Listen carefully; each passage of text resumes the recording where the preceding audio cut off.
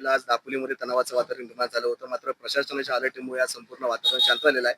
नेमकं काय प्रकरण होतं आणि कोणत्या प्रकारे कायदेशीर कारवाई करत आहे? दापोली पोलीस स्टेशन अंतर्गत हरणे या ठिकाणी एक वाद झाला होता.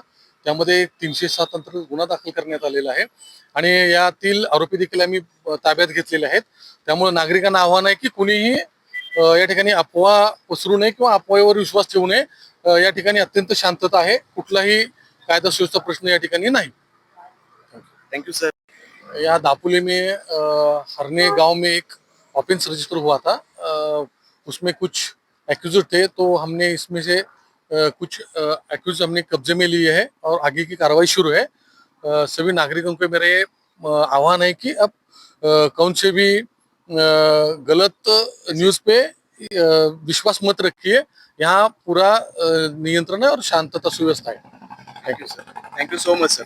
कोकणातील प्रत्येक घडामोडींचे लाईव्ह अपडेट पाहण्यासाठी आताच कोकण कटा न्यूजच्या सर्व सोशल मीडियाच्या प्लॅटफॉर्मला लाईक, फॉलो आणि सबस्क्राईब करा।